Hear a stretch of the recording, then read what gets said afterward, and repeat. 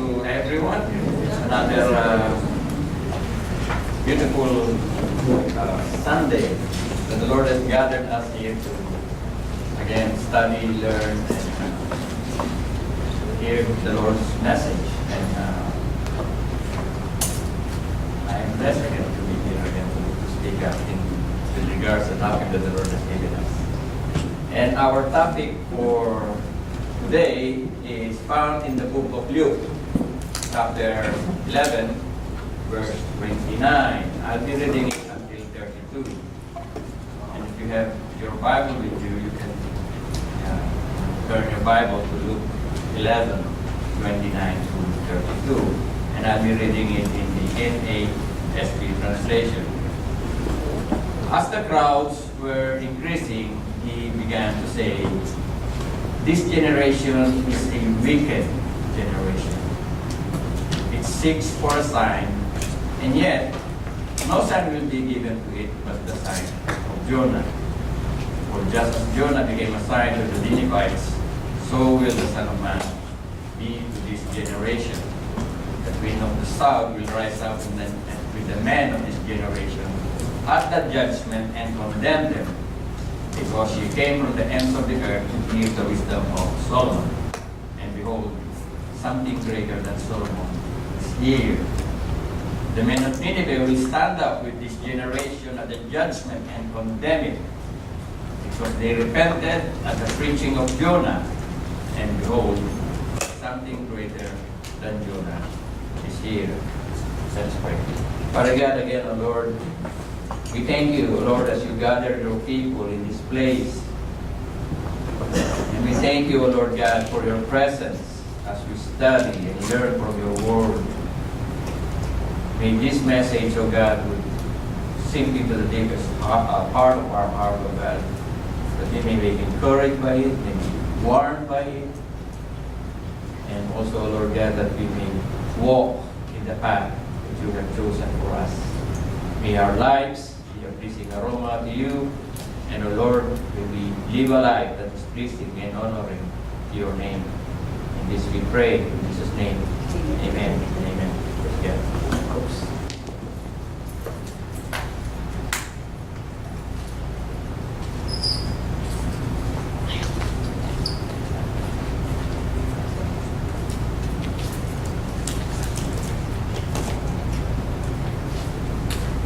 I forgot the power.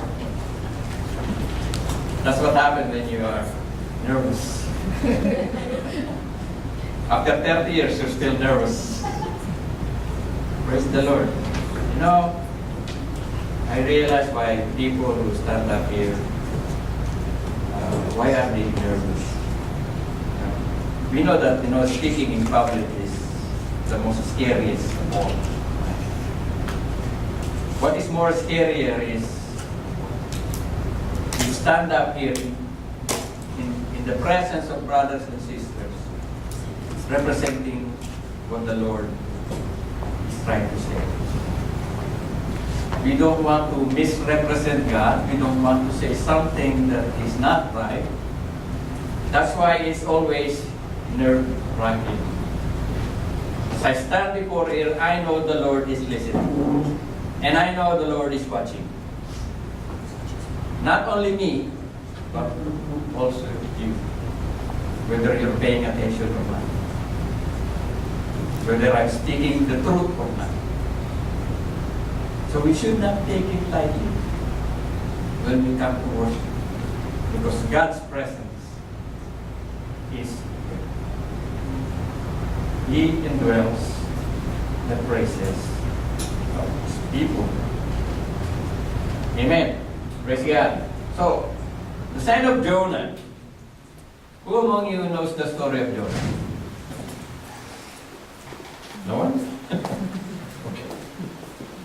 Some of us maybe, some of you, the younger ones, maybe knows Jonah from the Sunday school. Who learned Jonah from the Sunday school? Right? And all we remember sometimes is the fish or the whale, right? The whale, Jonah and the whale, Jonah and the fish.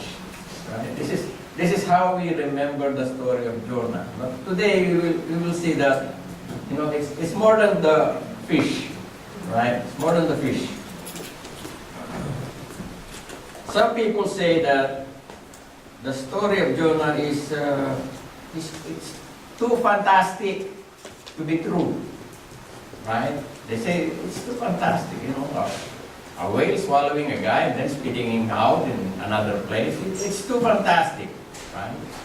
And I read one article that says one agnostic talking to a Christian and said, I don't believe that story of Jonah, that the whale swallowed Jonah. I don't believe it. It's too fantastic to be true. It's a fairy tale. That's what he said. And then the Christian guy said, oh, I believe it because the Lord Jesus Christ used it as an example. Right? I believe it. I don't believe it, he said. And how would you know that it is true? He said, the Christian guy said, when I go to heaven, I will ask Jonah whether he was really swallowed by the whale or the fish. But the agnostic guy said, what if Jonah is not there? And then the Christian guy said, then you ask him. Because he's on the other side, right? So, the story of Jonah is mentioned by the Lord Jesus Christ, actually twice in the Gospel. It's only found in the book of Matthew and in the book of Luke, right? Now, if you read the story of Jonah, you would realize that the people involved here are not Israelites. They are Gentiles, right? So from here, from the Old Testament, you could already see that the Lord is not only concerned with the people of Israel. He is also concerned with the Gentiles. Like you and me. We are saved. We are Gentiles, right? We are not Israelites by God. But God has given His grace towards us, non-Jews, to be saved, to know His Word. Right? So from the Old Testament, we could already know that God has concern for the Gentile nations. And Nineveh is the capital of the Assyrian Empire. I was looking at it, at the story, and if you read the book of Jonah, it says there that if you walk through Nineveh, it will take you 3 days. Right? And I said, if you walk, how long would you be able to walk in a day? And I found out it's around maybe 10 miles. Right? And a day. So I said, how far is Mississauga from Milton if you walk? It's around 12 miles. Right? But Nineveh is 3 days walk across. Right? So mean to say, if you walk from Mississauga up to here, you're only somewhere in the middle. Right? That's how far. Or how big is the city of Nineveh? It is the capital of ancient Assyria, which now is somewhere in the northern part of Iraq. Right? And there is something interesting about the story of Noah, which probably you would have noticed, is that in the story of Jonah, the good acted bad and the bad acted good. Very strange, right? The bad people in the story, they are the one actually that acted right. Right? Wherein the prophet of God, Jonah, supposed to be a good person, is the one that is acting terrible. Right? Also, the Assyrians are notorious for their cruelty and worship of idols. Jonah doesn't like them to be saved. Jonah doesn't even want to go and warn these people of Nineveh out. He would rather, have them destroyed. That's why he's so reluctant to come when God told him to go and warn the people of Assyria. Well, during that time of Jonah, when Jonah preached to the people of Nineveh, they repented. They turned their ways. And the city was spared. But somehow their repentance didn't last that long, because in 612 BC it was completely destroyed. And if you want to see the judgment of Assyria or Nineveh, just read the book of Nehemiah. Read the book of Nehemiah, you will see how God has judged this city, which is a great city, the city of Nineveh. Now,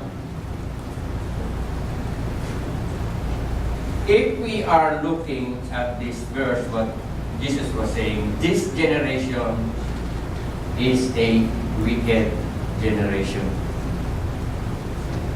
And it seeks for a sign, and yet no sign will be given to it but the sign of God. It seeks for a sign. But when you go back to the Old Testament, where could you find a display of the greatness of God when it comes to signs? You know, signs and wonders that is observed, that is seen by many. Right? There are two. This one, right? When God has parted the Red Sea, everybody saw this one. And this act can never be done by man. It can only be done by God. So, why does God has shown this power? To prove who He is. To prove to the people that I am God and I am the one who is in control. Another one is this one. When Elijah asked the prophets of Baal, okay, call to your God. If your God is really true, ask him to send fire. Since you are many, you do it first. But they try to, dance, cut themselves, pray, and go around, and nothing happened. Right? And then when Elijah prayed, this is what happened. The fire came down and consumed the altar.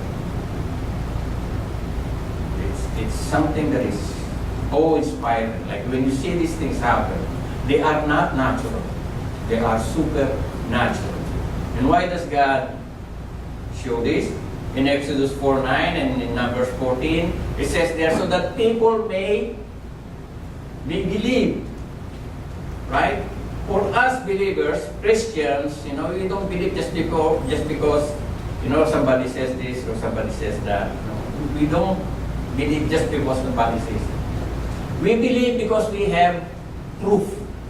We have facts. When you read the Bible, if you care to read your Bible and study it, you will find out that whatever the Bible says, you could easily find it in history, in archaeology. Some people say, oh no, the Hittites, they don't exist. And then they found out that the Hittites were in the northern kingdom, somewhere up there north. They say David doesn't exist, and then they found this inscription of the house of David. They said Hezekiah doesn't exist, and then they found this inscription in the tunnel that Hezekiah has built. Every account that is found in archaeological prove that the Bible is correct and true. So, there is no reason for us not to believe. Right? So the people during the time with the Lord Jesus Christ, these Pharisees, these religious leaders, and Jesus says to this generation is a wicked generation. It is a wicked generation. Now, if you consider our generation compared to that generation, what can you say?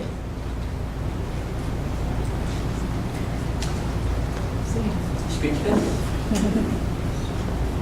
Compare our generation with the generation during the time of our Lord Jesus Christ, we are in the worst situation. Worse. Didn't get better. We got worse. Right? So imagine Jesus warning these people because of their wickedness. They are still asking for a sign. And some people, even now, they're asking for a sign. You know, if God is real, why don't He come down and talk to me? Why does God, does show miracle in the sky? So I will believe that God exists. That's what I'm saying. Our generation now, you could see it around you. You don't need to go out. It's worse than what Jesus is, during this time. This wicked generation, they're asking for a sign, but there is no sign. No sign for you, says the Lord. It seeks for a sign, and yet no sign will be given to it, but the sign of Jonah. But what is the sign of Jonah? What does Jesus is trying to say here? What is the sign of Jonah? In the beginning, I thought, when I read the book of Matthew, I will give you the account of Matthew found in verse 12, 39 to 42. Let me read it. But he answered and said to them, an evil and adulterous generation crave for a sign, and yet no sign will be given to it, but the sign of Jonah the prophet. For just as Jonah was 3 days and 3 nights in the belly of the sea monster, so will the Son of Man be 3 days and 3 nights in the heart of the earth. The men of Nineveh will stand up in this generation, at the judgment, and will condemn them because they repented at the preaching of Jonah. And behold, someone or something greater than Jonah is here. The Queen of the South will rise up in this generation at the judgment and condemn it, because she came from the ends of the earth to hear the wisdom of Solomon. And behold, something greater than Solomon is here. So from the account of Matthew, we just read the account of Matthew, we would conclude, I know the sign of Jonah. The sign of Jonah is the resurrection. The sign of Jonah is the resurrection. It is a proof of what he claims to be. And he has shown this one to the people of the religious people. But we all know the religious people did not accept that. They did not believe it. They said, no, somebody stole his body. But as we can see, this statement of Matthew is a statement of fact. It is something that Matthew wrote. But this is not actually the sign. The sign, if you read the book of Luke, you would easily see what is the sign. Let me read it again. This generation is a wicked generation. It seeks a sign, yet no sign will be given to it, but the sign of Jonah. For just as Jonah became a sign. So what is the sign of Jonah? The sign of Jonah is Jonah himself. Jonah himself is the sign. Because that is what Luke said. For just as Jonah became a sign to the Ninevites, so will the Son of Man be to this generation. So, what does Jesus try to say here? If Jonah is the sign,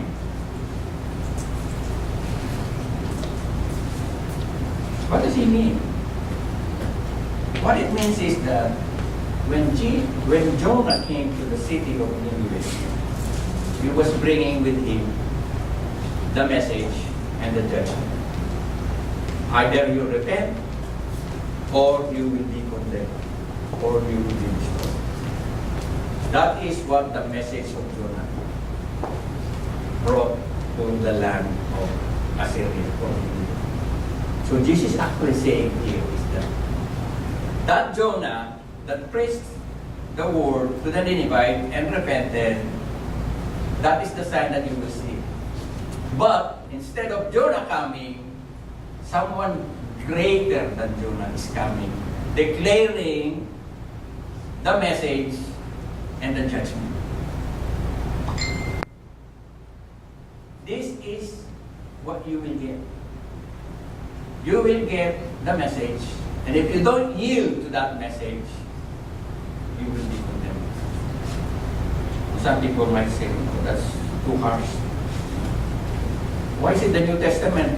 They said, God is love, God is, patient, and everything is good. But in the Old Testament, somehow God is very harsh. You make mistake in the Old Testament. Right? But that's not true. That is not true. Because God never changed. Right? Remember our topic last time?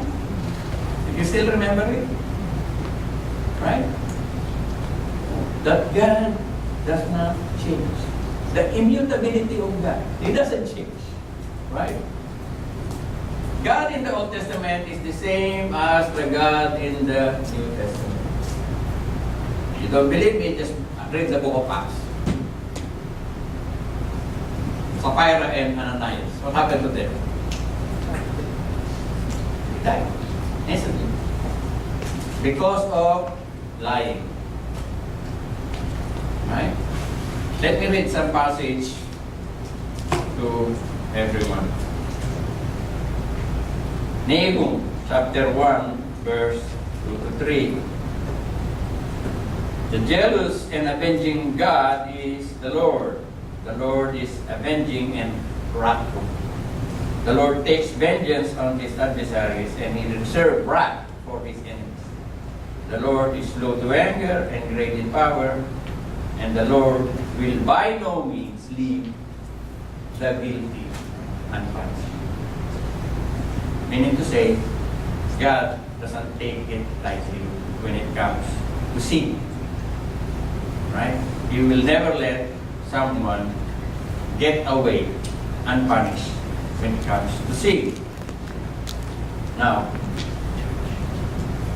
if you look at this, you could see that the scripture says that the Queen of Sheba traveled all the way from the south, going up to the north, in order to witness the wisdom of Solomon, the glory of Solomon's wisdom.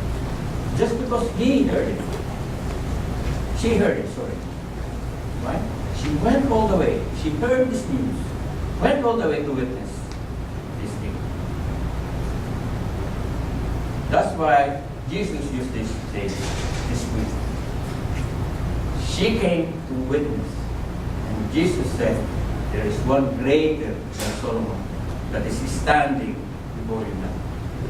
Also, when Jonah preached to the people of Nineveh, right? Jesus says, so will the Son of Man will be the sign to this generation. Jesus will be like Jonah. Jesus is the one carrying that message from God. Either you repent or you will be condemned. It's so sad, some people take this very, very lightly. This is not a joke. The day of the Lord is coming, cruel with fury and burning anger to make the land desolate. This is not funny. And if anyone's name was not found written in the book of life, he was thrown into the lake of fire. This is not funny. People take this lightly. When I went home, I tried to share the word to other people. And, I'm going to heaven. And they're making fun of it, taking it very, very lightly. Casual. They take it so casual. What they are not aware is, that we are in a lineup. We are in a queue. The one in front of us, we don't know. The one behind us, we don't know.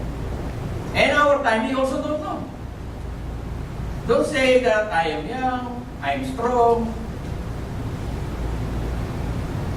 You don't know when it's your turn. It's so sad that when your turn comes and you close your eyes or when you open your eyes, you see this. It's not funny. It is something that you should be scared of if you are not sure about your salvation. This is very, very serious. We should not take it lightly because any day, any time, we might see this if we don't have the right relationship with God. Some people, they just live. And they don't wake up at all. I was talking to my uncle, and one time I was telling him, and he said to me, I will repent when I'm almost there. When I'm close, I will repent. But do you know when you're close? Or when I'm sick, or maybe before I die, I will. But do you know when you're gonna die? Maybe you're just driving in 401 and suddenly some accident happened and you're dead. Then open your eyes, you see this one. You expect that you're in heaven, but then you see this. Because you're not sure. You don't know. Huh? That's why Paul always say, make sure. Make sure. Because it's gonna be too late when you're on the other side. You better make sure here. Some people say, oh, you'll never know where you're gonna go. To believers, they know where they're gonna go.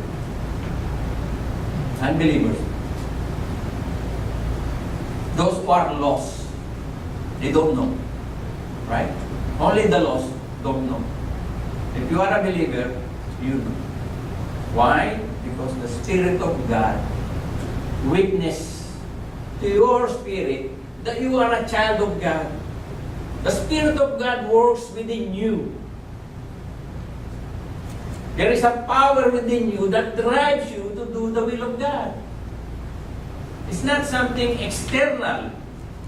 It's something from within. But if you don't have that one, you better kneel down and pray. Nothing drives you. Maybe the one that drives you is your husband, your wife, your son, your daughter, your mother, your father. It doesn't work that way.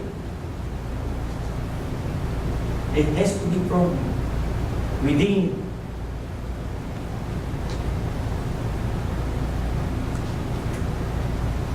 Hebrews 10, 26, 29, it says here, for if we go on sinning willfully after receiving the knowledge of truth, there is no longer remains a sacrifice for sin, but a terrifying expectation of judgment. And the fury of the fire which will consume the adversary. Anyone who set aside the law of Moses dies without mercy on the testimony of 2 or 3 witnesses. How much severer punishment do you think he will deserve who has trampled underfoot the Son of God? We have no respect. We have no reverence for God. This is what we do. We are trampling the Son of God. And is regarded as an unclean the blood of the covenant by which he was sanctified, and has insulted the Spirit of grace. Not only that, Romans, written by Paul, chapter 2, verse 8 says, or do you think lightly of the riches of his kindness and tolerance and patience, not knowing that the kindness of God leads you to repentance? Anytime God can just take us. Every day is a day of grace. Every day is a day that the Lord has given us to live a life. Right? Because we all know that every day we sin. We sin every day. I know I sin every day. And the penalty of sin, we know, is death. So we can easily you're guilty. Come on home. Right? Don't take it lightly, it says there. But because of your stubbornness and unrepentant heart, you are storing up wrath for yourself in the day of wrath and revelation of the righteous judgment of God. What happened? You are adding up. You are adding up all these things. You are storing up the wrath for yourself in the day of wrath and revelation of the righteous judgment of God, who will render to each person according to his deeds. Those who are persevere in doing good, and seek glory, honor, and immortality, eternal life. But to those who are selfish, ambitious, and do not obey the truth, but obey unrighteousness, wrath, and indignation. So from here we can see already the warning of Apostle Paul. Do not take it lightly.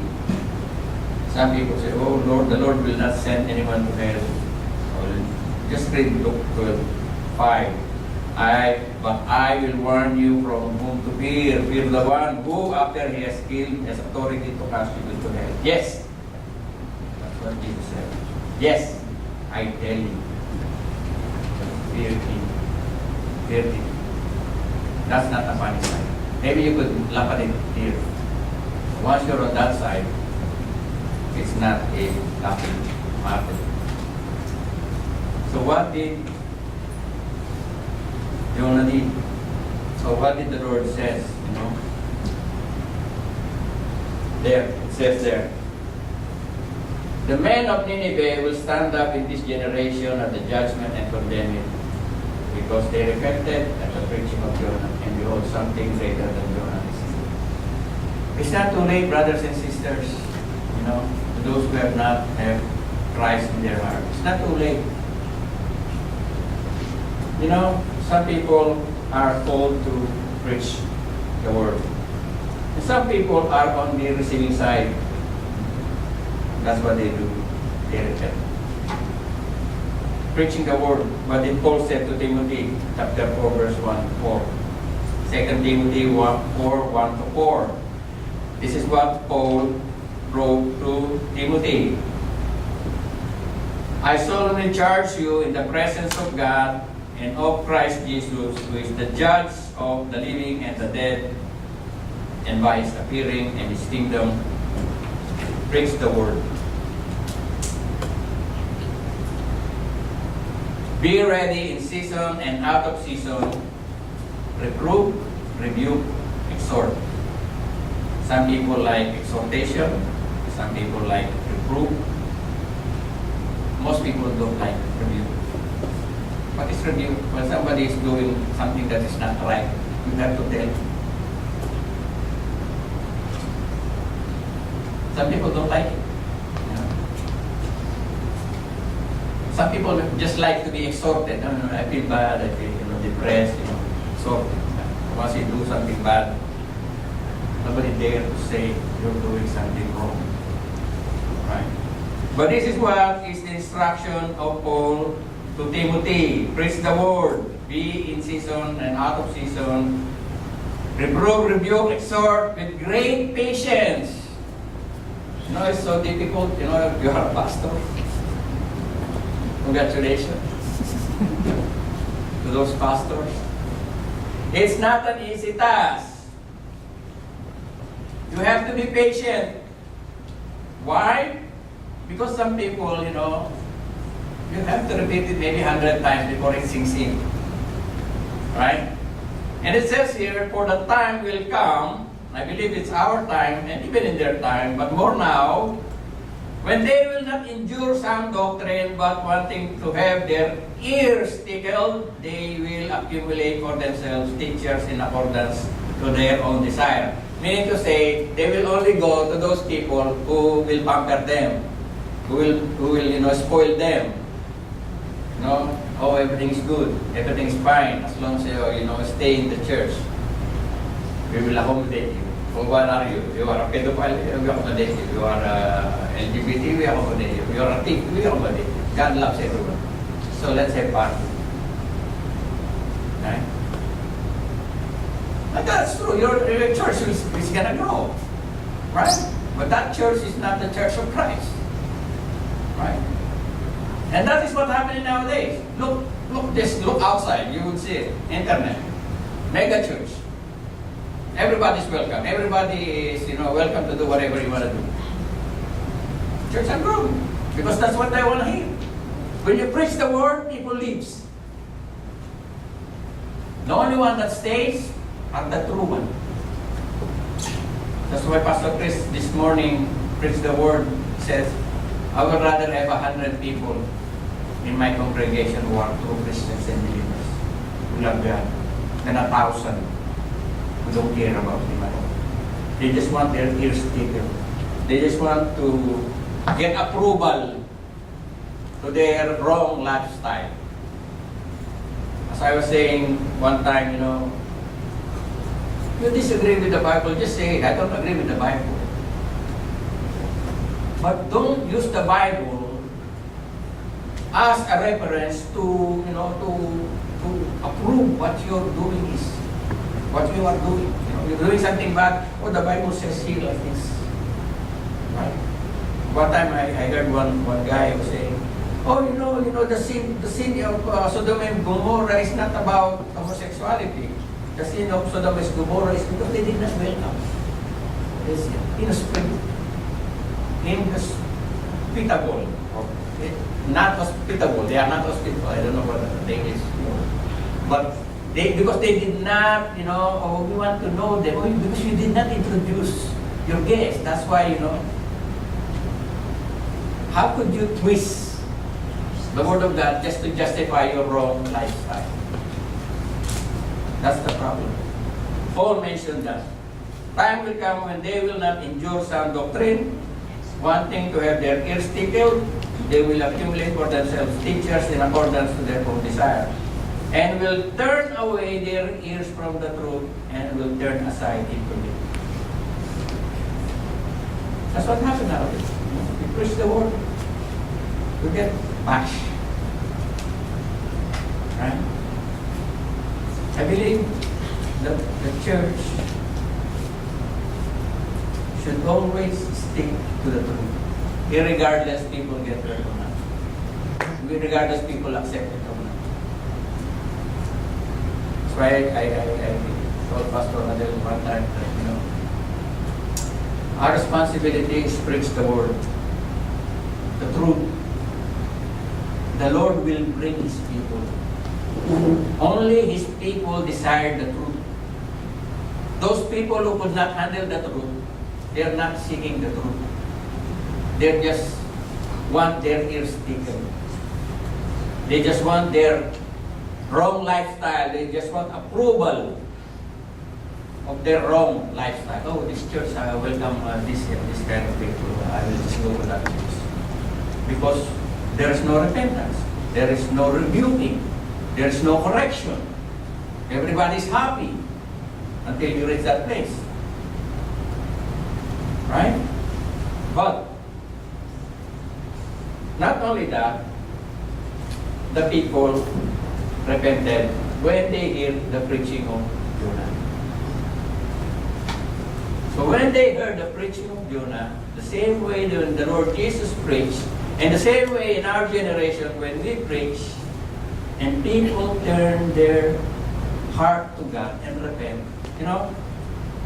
I was listening to R.C. Sproul one time, and said there are 4 types of people. People who are not saved and they know that they are not saved. People that are saved and they know that they are saved. People that don't know that they are saved, and the worst kind is the one that thinks that he or she is saved, but he or she is not saved. That's the worst kind. Because he's so confident that he or she is saved, but then he's not. Right? Because he or she based it on performance rather than the work of Christ. They think that, I'm doing good, I'm going to church, I'm doing charity, I'm serving, I live a moral life. And when Jesus comes, I don't know it, but it's a shock, right? Now, this is what Paul said to the Corinthian church, 2 Corinthians. For though I cause you to sorrow by my letter, I do not regret it, though I regret it. For I see that the letter causes you sorrow, though only for a while. I now rejoice, not that you were made sorrowful, but you were made sorrowful to the point of repentance. For you were made sorrowful according to the will of God, so that you might not suffer loss in anything through us. For the sorrow that is according to the will of God produces repentance without regret, leading to salvation. You know the true converted Christian? You know the people who are really converted? There is one common thing that they do. That is repentance. Nowadays, no more repentance. Just pray the sinner's prayer. You are saved. Just, pray that, I accept the Lord, my Savior. I believe that you died and rose again. No repentance. What is repentance? Repentance is not just something that you say. It is a change of mind, a change of heart, and a change of lifestyle. A turning around. Now, consider yourself before you become a believer. Consider yourself before you became a believer, and consider yourself now that you claim you are a believer. Is there any change? Is there a turning around? It's a good assessment. Is there anything that changed in my life? I know for sure there's a big change. Because before, I couldn't speak in front of a congregation. I couldn't. I don't know anything about the Bible. It is not only by words, but it can be seen by the way we live. Is there any really change? That's why some people say, they say, you claim to be a believer, but I still see you, it's the same lifestyle. There's no change. There's no fruit. When a tree is alive, it will bear fruit. When a tree is dead, it will never bear fruit.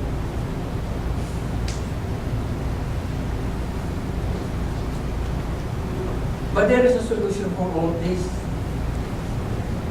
Neither is there salvation in any other, and there is none other name under heaven given among men whereby we must be saved.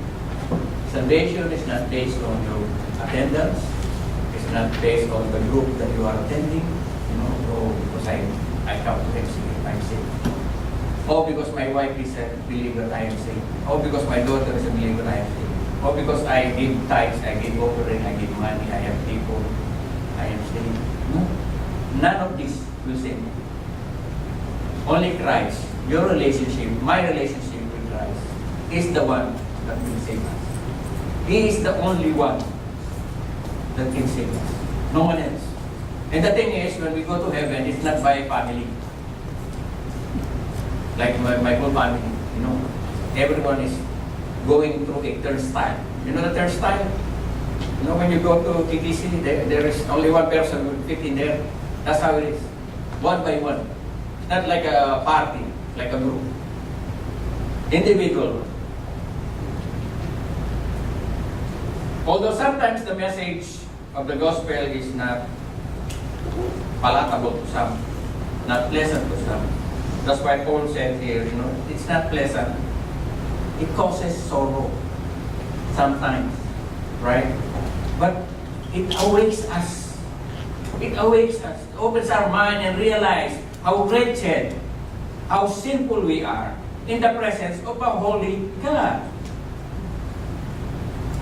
The only people who truly repent are those people who see how wretched they are. Until you reach that point and you justify that you are a good person, you will never repent. Until the Lord open up your eyes and show you your past life and how you live your life before you knew Christ and see what you did and sorry for that, that is the point where you repent. Because until you see that, you will never repent. And that work is the work of God. I saw this one just a few days ago. If the egg breaks from without, when you cook an egg, you break it. Like things. But if it breaks from within, like an egg, there's a chip inside, and it hatch. The force is coming from within, like within. What I'm saying now, brothers and sisters, only God can do that. From within. If you have a husband, a wife, a daughter, a son, a mother, a father, a friend, you cannot force it into them.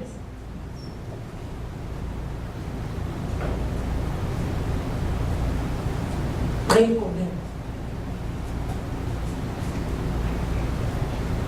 And let God do the changing from within.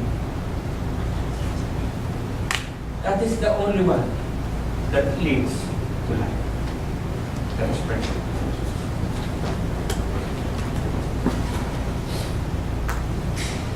Father God, again, O Lord.